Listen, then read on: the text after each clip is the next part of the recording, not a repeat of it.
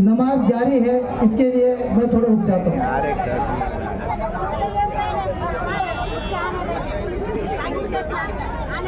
Sir को थोड़ा सा पीछे पीछे हो।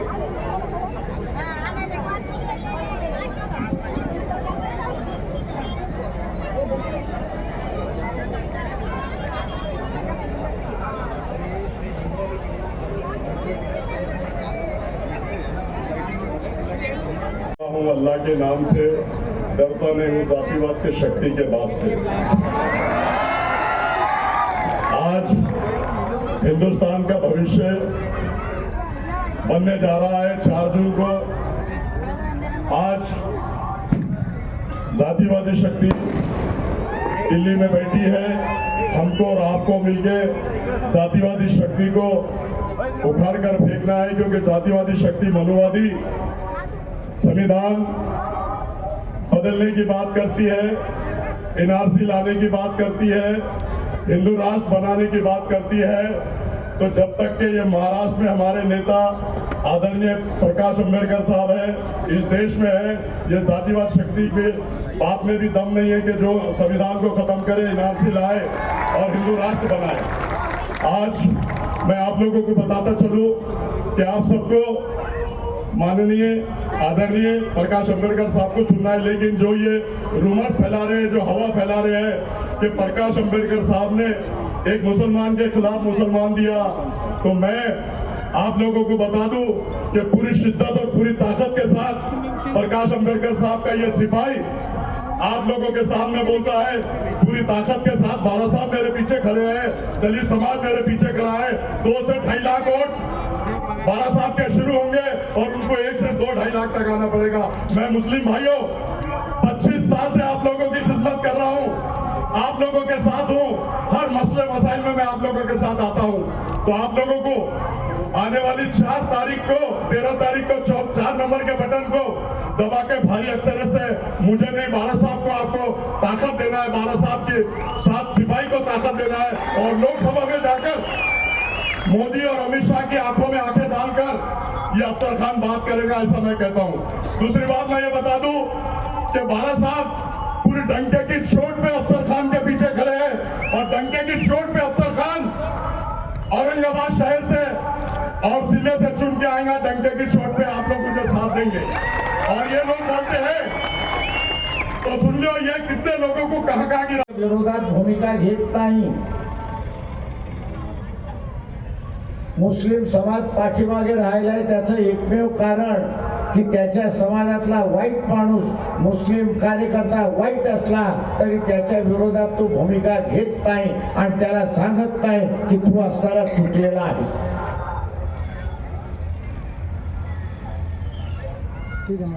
मग ओएसी असेल किंवा इतर कोणी असतील, युती केल्यानंतर युतीचा धर्म हा निभावावा लागतो। तो निभावता येत नसेल तर युत्या करू नका।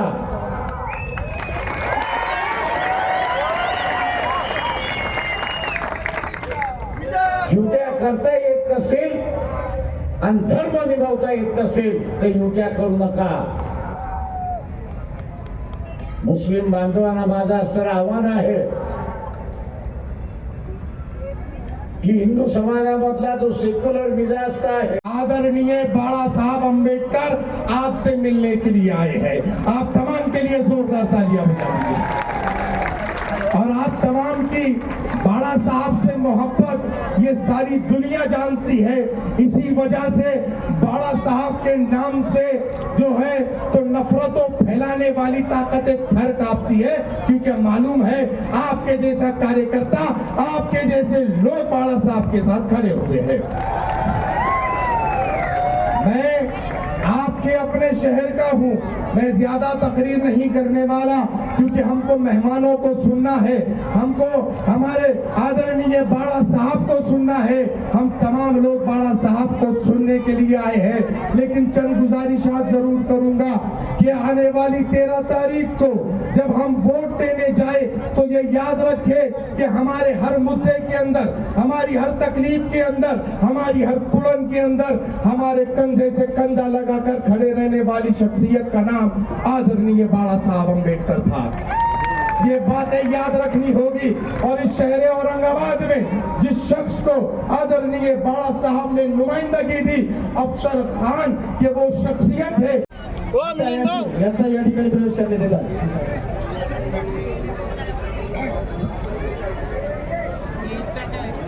शेख लाला यांचा या ठिकाणी साहेबांच्या हाताने प्रवेश करण्यात येत आहे।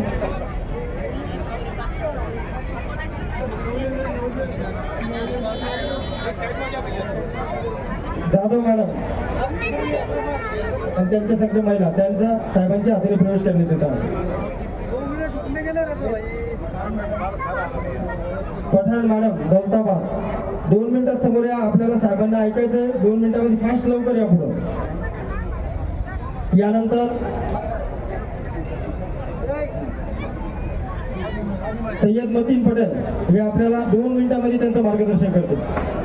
नगरसेवक MIM के माजी नगरसेवक। हेलो, हाँ, यहाँ इसमें सभा में औज़ु बिल्लाहि मिनश शैतानिर रजीम, बिस्मिल्लाहिर रहमानिर रहीम। नारे तकबीर, जय भीम, जय भीम, जय भीम। स्टेज पे तशरीफ फरमा आली जनाब बाला साहब अम्बेडकर साहब, हमारे कायद। मैं आपको एक बात बता दूं, मैं बाला साहब अम्बेडकर साहब की एक बात से प्रभावित हुई। जब नबी करीम सल्लल्लाहु अलैहि वसल्लम की शान में गुस्ताखी हुई थी तो बाला साहब ने एक बिल प्रस्ताव मंजूर लाए थे कि जो भी नबी करीम सल्लल्लाहु अलैहि वसल्लम की शान में गुस्ताखी करेगा उसको 3 साल की सजा होना चाहिए। मैं इस बात से मुतासिर हूँ, इसलिए मैं आज वंचित बहुजन आघाड़ी में प्रवेश कर रहा हूँ। और एक आखिरी बात, एक 2 मिनट की बात, मेरी बात सुन लीजिए भाई, आप भी तो सुना रहा हूँ। जब मैं MIM के अंदर था, मैंने पिछले खासदार के इलेक्शन में बुटीलन में एक सभा करा था। बुटीलन में पिछले खासदार के खिलाफ 2 अल्फाज बोला था। उन्होंने इमीडिएट उस वक्त CM फडणवीस साहब को फोन करके सुबह मुझे अरेस्ट करा दिया, 14 महीने मुझे जेल में रखा और आमदार के इलेक्शन तक मुझे बाहर नहीं आने दिया। और मैं चैलेंज करता हूँ उस सभा से, आज आप मुझे अंदर डाल के बताओ, क्योंकि संविधान यहाँ बैठा है। आज मुझे अंदर डाल के बताओ, क्योंकि संविधान बाला साहब यहाँ बैठे हैं। आज अंदर डाल के बताओ किसकी मारे जगह दो। और रही बात अफसर खान की बात, मैं जब सभागृह के अंदर मैं जब मुद्दे उठाता था तो कोई भाई का लाल मेरे साथ देता, वो सिर्फ अफसर खान था।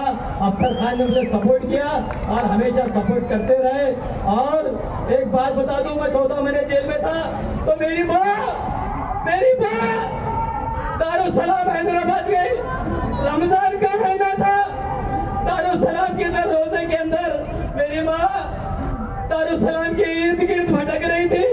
असद अवी से कांटेक्ट करने की कोशिश करी थी, मेरे बच्चे को बाहर लाओ, मेरे बच्चे को बाहर लाओ। ये असद अवैधी ने मेरी माँ को धुतकार के हकाल दिया। मेरे भाई, मेरी माँ को धुतकार के हकाल दिया। आज मैं आपसे तो बहुत वंचित बहुजन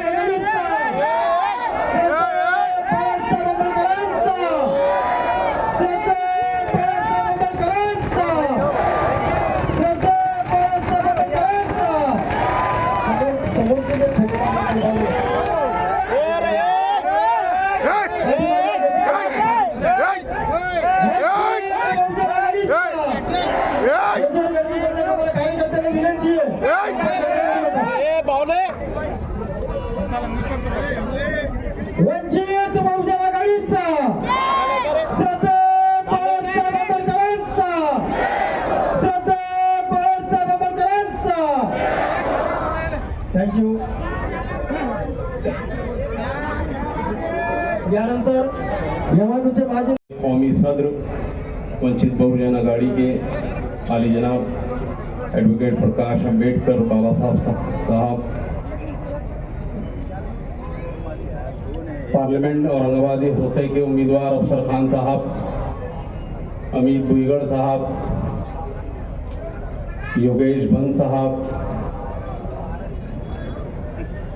स्टेज पे तमाम बैठे अजीज तरीन साथियों, हमारे कारपोरेटर सैयद मतीन साहब, मतीन पटेल साहब, अजीज तरीन साथियों, पूरे मुल्क में इलेक्शन की भाग दौड़ लगी हुई है। महाराष्ट्र के इलेक्शन भी यहाँ पर अब चौथे टप्पे के करीब जा रहा है और हम देख रहे हैं कि सिर्फ जो ऊपर की जमातें हैं, ऊपर की जो कास्टें हैं, वही जो है इसमें उम्मीदवार है।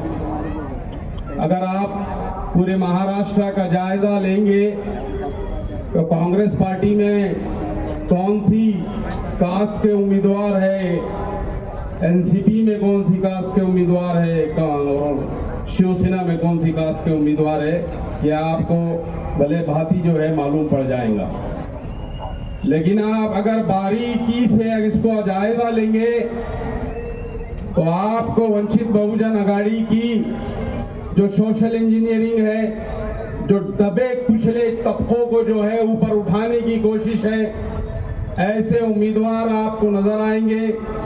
माइनॉरिटी के सबसे ज्यादा उम्मीदवार यानी मुसलमान सबसे ज्यादा उम्मीदवार आपको नजर आएंगे। वो जो दम खम भरते हैं कि तुम्हाला काही स्पेशल निमंत्रण नाही दिलेलं आहे।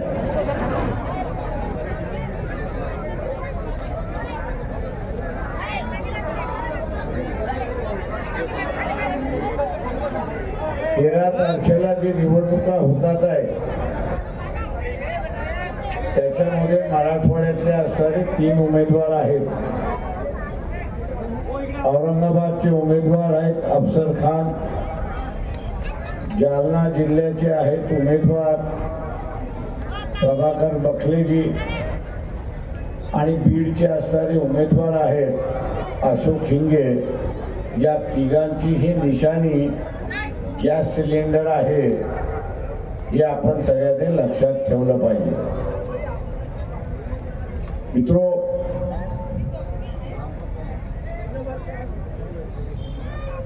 या निवडणुकीमध्ये आपण असताना पाहिलंय उमेदवार काँग्रेस शिवसेनेचा असेल किंवा भारतीय जनता पक्ष शरद पवार,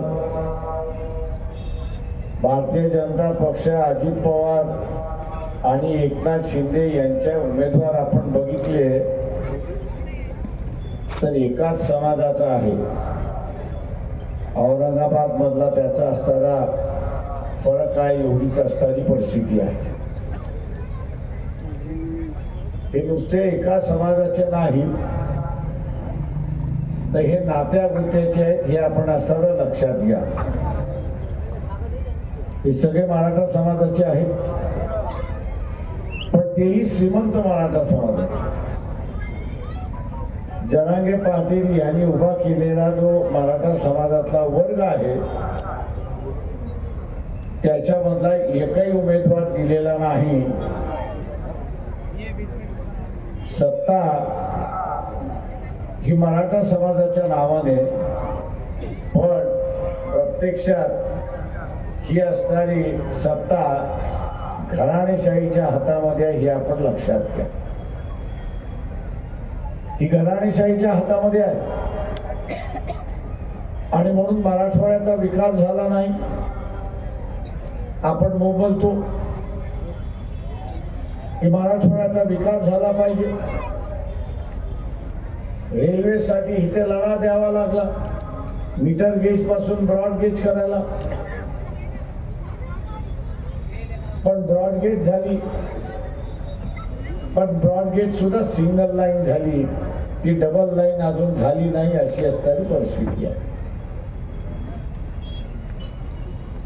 डबल लाईन कदाचित झाली असती तर मराठवाड्यामध्ये येण्या जाण्याचा वेळ जो आहे तो अर्धा कमी झाला असता, अशी परिस्थिती आहे। आणि वेळ वाचतो म्हटल्यानंतर उद्योग सुद्धा आले असते, अशी परिस्थिती आहे।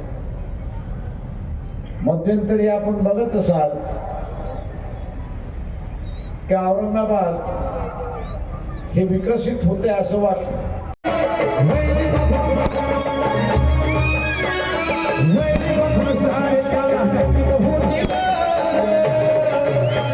पुन्हा वाटतं सध्या आरोग्य बाळासाहेब संत आली म्हणजे हात वरती मध्ये करून सांगतो